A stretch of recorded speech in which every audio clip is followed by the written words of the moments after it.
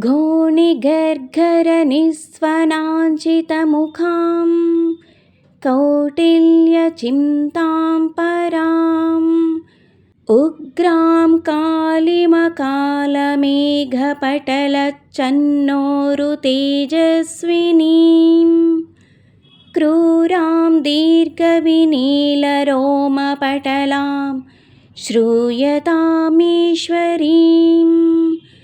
ध्यायेत्क्रोडमुखीं त्रिलोकजननी मुग्रासिदण्डान्विता किरातवाराहिदेव्यै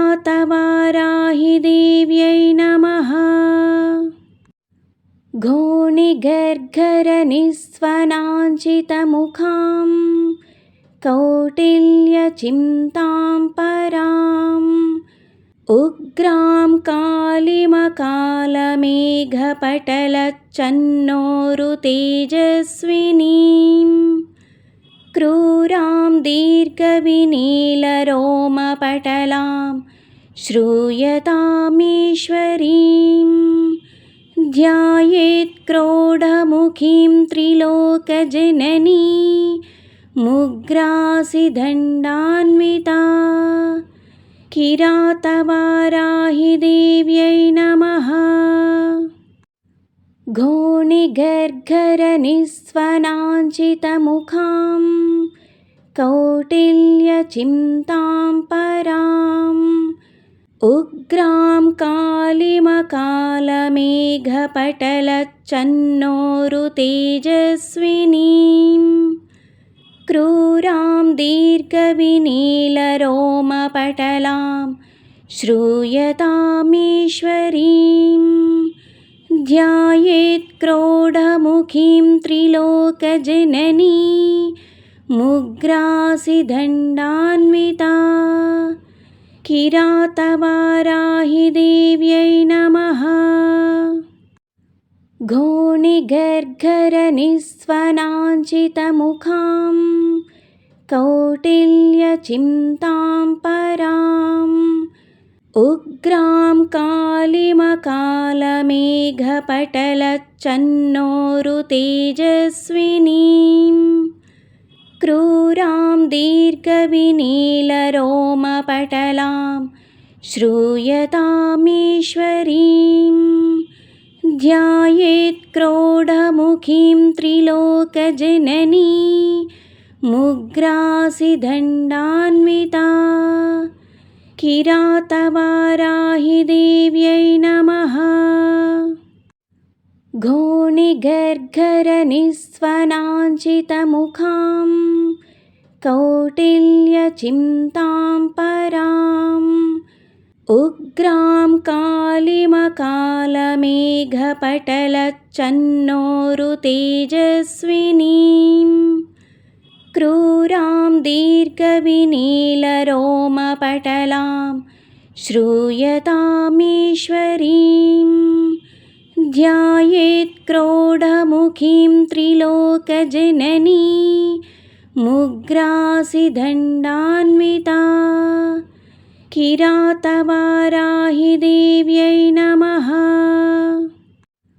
घोणिगर्गरनिस्वनाञ्चितमुखां कौटिल्यचिन्तां पराम् उग्रां कालिमकालमेघपटलच्चन्नोरुतेजस्विनीं क्रूरां दीर्घविनीलरोमपटलां श्रूयतामीश्वरीं ध्यायेत्क्रोडमुखीं त्रिलोकजननी मुग्रासिदण्डान्विता किरातवाराहिदेव्यै नमः। घोणिगर्गरनिस्वनाञ्चितमुखां कौटिल्यचिन्तां पराम् उग्रां कालिमकालमेघपटलच्चन्नोरुतेजस्विनीं क्रूरां दीर्घविनीलरोमपटलां श्रूयतामीश्वरीं ध्यायेत् क्रोडमुखीं त्रिलोकजननी मुग्रासिदण्डान्विता किरातवाराहि देव्यै नमः। घोणिगर्गरनिस्वनाञ्चितमुखां कौटिल्यचिन्तां पराम् उग्रां कालिमकालमेघपटलच्चन्नोरुतेजस्विनीं क्रूरां दीर्घविनीलरोमपटलां श्रूयतामीश्वरीं ध्यायेत् क्रोडमुखीं त्रिलोकजननी मुग्रासिदण्डान्विता किरातवाराहि देव्यै नमः। घोणिगर्गरनिस्वनाञ्चितमुखां कौटिल्यचिन्तां पराम् उग्रां कालिमकालमेघपटलच्चन्नोरुतेजस्विनीं क्रूरां दीर्घविनीलरोमपटलां श्रूयतामीश्वरीं ध्यायेत् क्रोडमुखीं त्रिलोकजननी मुग्रासिदण्डान्विता किरातवाराहि देव्यै नमः। घोणिगर्गरनिस्वनाञ्चितमुखां कौटिल्यचिन्तां पराम् उग्रां कालिमकालमेघपटलच्चन्नोरुतेजस्विनीं क्रूरां दीर्घविनीलरोमपटलां श्रूयतामीश्वरीं ध्यायेत् क्रोडमुखीं त्रिलोकजननी मुग्रासिदण्डान्विता किरातवाराहि देव्यै नमः। घोणिगर्गरनिस्वनाञ्चितमुखां कौटिल्यचिन्तां पराम् उग्रां कालिमकालमेघपटलच्चन्नोरुतेजस्विनीं क्रूरां दीर्घविनीलरोमपटलां श्रूयतामीश्वरीं ध्यायेत् क्रोडमुखीं त्रिलोकजननी मुग्रासिदण्डान्विता किरातवाराहि देव्यै नमः।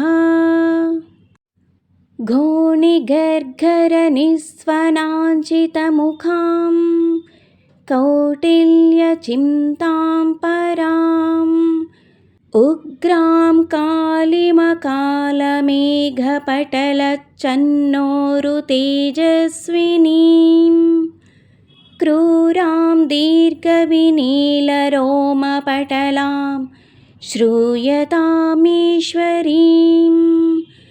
ध्यायेत् क्रोडमुखीं त्रिलोकजननी मुग्रासिदण्डान्विता किरातवाराहि देव्यै नमः। घोणिगर्गरनिस्वनाञ्चितमुखां कौटिल्यचिन्तां पराम् उग्रां कालिमकालमेघपटलच्चन्नोरुतेजस्विनीं क्रूरां दीर्घविनीलरोमपटलां श्रूयतामीश्वरीं ध्यायेत् क्रोडमुखीं त्रिलोकजननी मुग्रासिदण्डान्विता किरातवाराहि देव्यै नमः। घोणिगर्गरनिस्वनाञ्चितमुखां कौटिल्यचिन्तां पराम् उग्रां कालिमकालमेघपटलच्चन्नोरुतेजस्विनीं क्रूरां दीर्घविनीलरोमपटलां श्रूयतामीश्वरीं ध्यायेत्क्रोडमुखीं त्रिलोकजननी मुग्रासिदण्डान्विता किरातवाराहिदेव्यै नमः। घोणिगर्गरनिस्वनाञ्चितमुखां कौटिल्यचिन्तां पराम् उग्रां कालिमकालमेघपटलच्चन्नोरुतेजस्विनीं क्रूरां दीर्घविनीलरोमपटलां श्रूयतामीश्वरीं ध्यायेत्क्रोडमुखीं त्रिलोकजननी मुग्रासिदण्डान्विता किरातवाराहिदेव्यै नमः।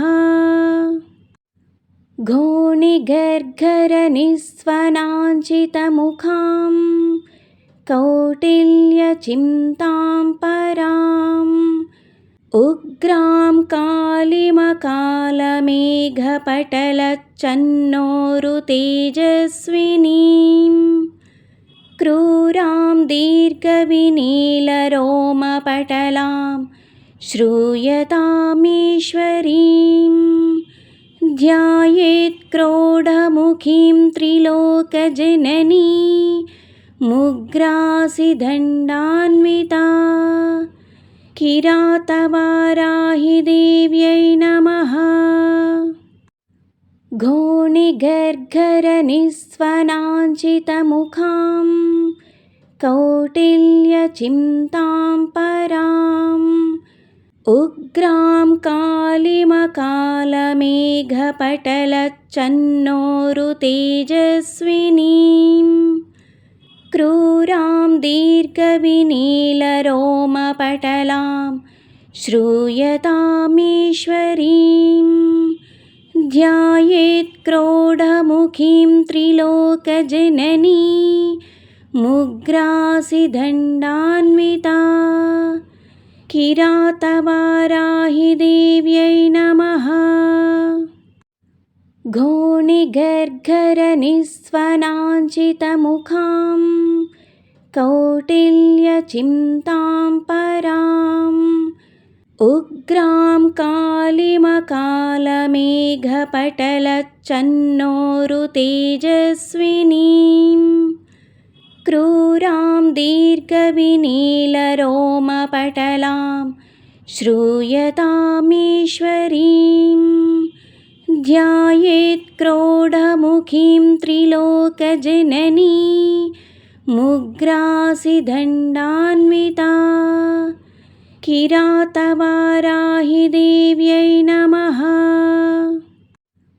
घोणिगर्गरनिस्वनाञ्चितमुखां कौटिल्यचिन्तां पराम् उग्रां कालिमकालमेघपटलच्चन्नोरुतेजस्विनीं क्रूरां दीर्घविनीलरोमपटलां श्रूयतामीश्वरीं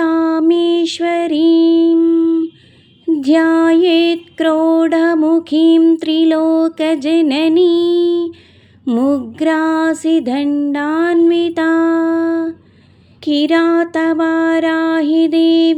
नमः।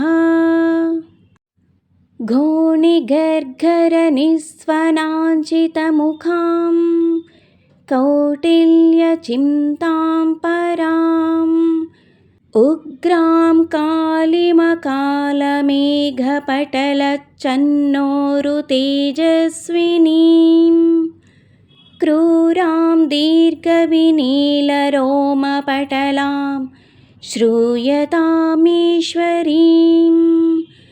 ध्यायेत्क्रोडमुखीं त्रिलोकजननी मुग्रासिदण्डान्विता